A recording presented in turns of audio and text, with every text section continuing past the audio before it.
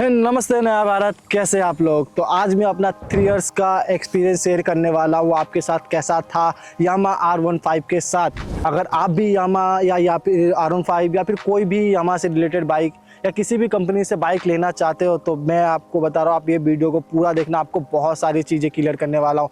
3 साल मैंने चलाया है और अपना पूरा 3 साल का एक्सपीरियंस आपको सिर्फ इस छोटे से वीडियो में आपको पूरा डिटेल्स में बताने वाला हूँ।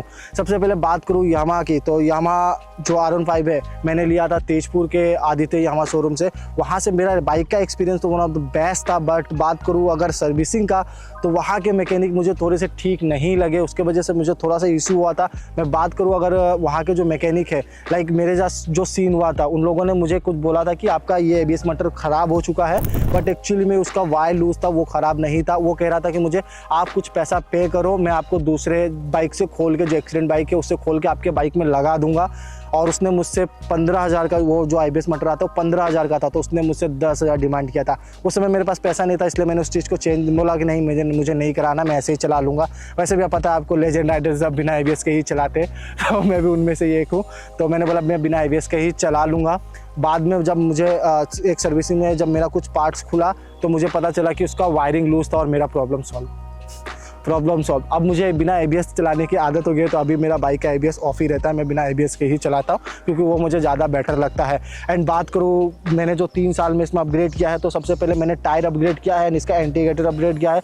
और जो बिहार राइड मैं बता रहा हूँ ना, इसके साथ जो मैंने एक्सपीरियंस किया, मैंने इस बाइक को लेकर अयोध्या तक का ट्रिप किया था, बट बीच में एक्सीडेंट होने की वजह से फिर मैं बिहार से रिटर्न आ गया था। ये पैनल मेरा पूरा टोटली डैमेज हो गया था।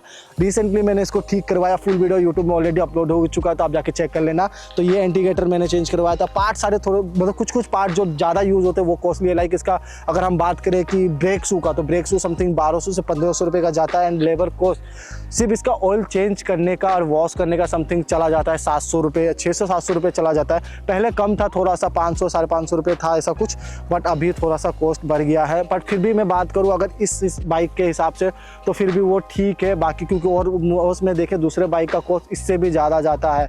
एंड सुपर बाइक नहीं, ओबियसली स्पोर्ट बाइक, तो स्पोर्ट बाइक में भी और भी थोड़े से खर्चे आते हैं। पार्ट्स थोड़े से महंगे हैं बट उतना भी ज़्यादा नहीं है। तो अगर आप बाइक ले रहे हो तो सबसे पहले आपका होता है इंश्योरेंस। तो आप खुद से भी इंश्योरेंस करा सकते हो एंड कंपनी जो देता है उससे भी करा सकते हो। मैंने कंपनी से कराया था। जिस बंदे ने मेरा बाइक का लोन किया था, वो उस बंदे ने मुझे 15,000 रुपये का चूना लगाया था। वो मुझे बाद में पता चला। एंड मेरे बाइक में 7% बोलकर मुझे 11% बोला था कि आपका 7 to 11% लगेगा। पहले तो बोला 7% में हो जाएगा, पर मेरा ठीक है, सिविल उतना अच्छा नहीं था, तब मैं नया बाइक ले रहा था, तो 11% लगेगा बोला था। बट जब बाद में मैंने कैलकुलेट किया समथिंग 6 मंथ बाद, तो मुझे पता चला मेरे बाइक में जो कॉस्ट लग रहा है वो 19% लग रहा है। वो भी रिड्यूसिंग में नहीं, फ्लैट में 19%। तो ये बहुत ज़्यादा है। तो ये मेरे साथ स्कैम हुआ था।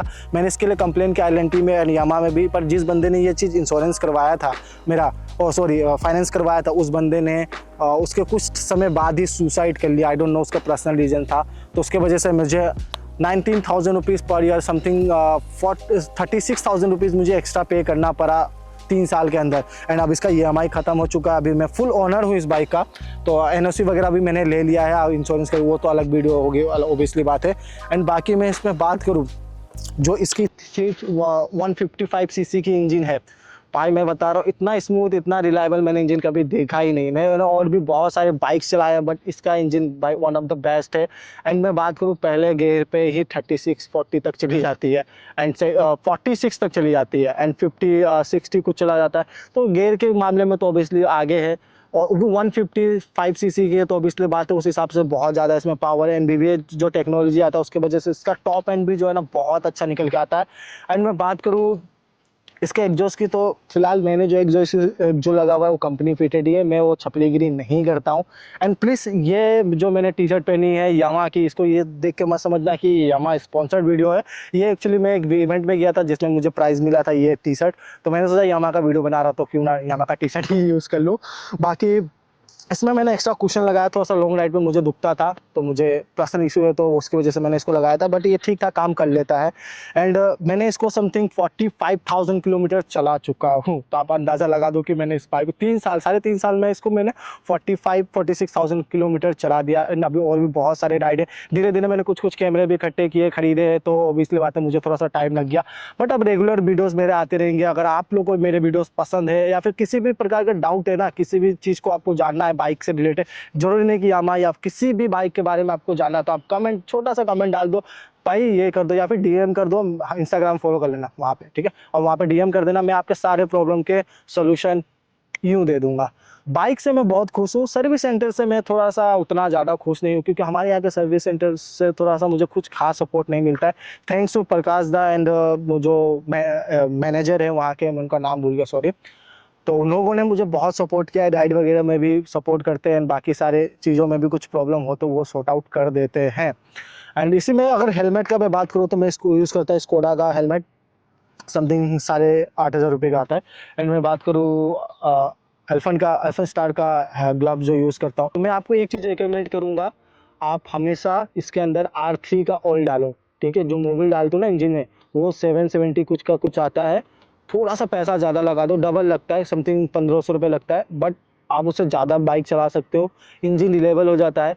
पहले मेरी बाइक दे रही थी समथिंग, अगर मैं तो मोस्टली फ्रेंड के साथ ही राइड करता हूँ, तो पीछे कोई बैठा रहता है मेरा फ्रेंड, तो मेरा बाइक 36-37 तक का ही माइलेज देता था। और जब मैं सोलो, और पेट्रोल पंप भी डिपेंड करता है कि आप किस पेट्रोल पंप से डालते हो, क्योंकि कुछ कुछ पेट्रोल पंप्स मैंने देखे जो बहुत अच्छा माइलेज निकाल के देते हैं, और कुछ कुछ पेट्रोल पंप से बहुत गंदा माइलेज होता है। बाकी बीच गुवाहाटी में तो मैं बात करूँ तो बहुत सारे बेकार पेट्रोल पंप है जिनका माइलेज मैं बता रहा हूँ 36 ही देता है। बट हाँ, मैंने ऐसा भी है कि बढ़िया पेट्रोल जब डाला है तो मैंने 48 तक का भी माइलेज निकाला है। मैंने एक बार टेस्ट भी किया था यामा का, तो मुझे 46 या 48 मिला, 36 या 38 मिला था।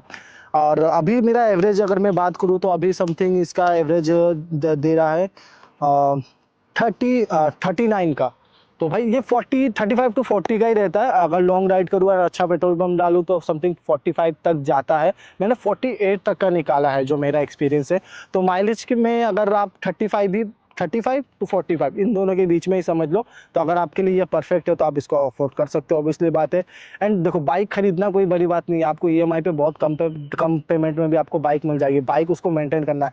जब से मैंने बाइक लिया तो कुछ ना कुछ चीज़ें मुझे इसमें अपग्रेड करनी पड़ी है, एंड कुछ ना कुछ नुकसान हो गया या फिर कुछ हो गया तो मुझे उसको अपग्रेड करना पड़ता है, तो उसके लिए मुझे समथिंग 1,000 to 10,000 ये अमाउंट हमेशा बाइक के लिए अलग से निकाल के रखना पड़ता है, क्योंकि कब मुझे इसकी ज़रूरत पड़ेगी मुझे नहीं पता। अभी मैं मान लूँ इसका चेन स्पॉकेट समथिंग साढ़े 2,300 किलोमीटर मैंने इसको चलाया है, तो वो एक चेन स्पॉकेट का समथिंग समझ लो कि लाइफ है 20,000 किलोमीटर। 20,000 से अगर आप ज़्यादा चलाते हो तो आपको चेन स्पॉकेट को चेंज करना पड़ेगा। मैंने हाईएस्ट चलाया है 23,000 किलोमीटर चेन स्पॉकेट का, और एक बार मेरा ऐसा हुआ था कि 19,000 में भी ख़त्म हो गया था। अभी तक मैं 3 बार चेंज कर चुका हूँ। और मैं ब्रेक पैड बात करूँ तो आप इसको चला सकते हो समथिंग 4,000 किलोमीटर, 4 से 5,000 किलोमीटर। तो अगर मैं बात करूँ उसका फ्रंट ब्रेक पैड का, तो वो समथिंग चल जाता है 20 से 10,000 किलोमीटर, 10 से 15 चल जाता है। मैं एक्चुअली वो बहुत कम चेंज किया, मैंने 2-3 बार ही चेंज किया 46 किलोमीटर में, तो उसका तो मुझे याद ही नहीं रहता। बाकी अगर पीछे वाला तो समथिंग 4 से 5,000 किलोमीटर आप आराम से चला सकते हो।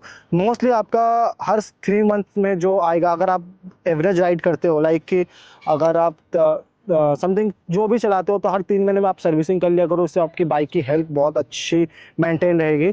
तो आप अगर ज़्यादा कम चलाते हो तो आप नॉर्मल वाला भी ऑयल डाल सकते हो, बट अगर आप ज़्यादा चलाते हो तो आप हमेशा प्रीमियम वाला डालना, R3 का ऑयल, वो बेटर रहता है। एंड पर सर्विसिंग में आपका 2 से 3,000 रुपये जाएगा।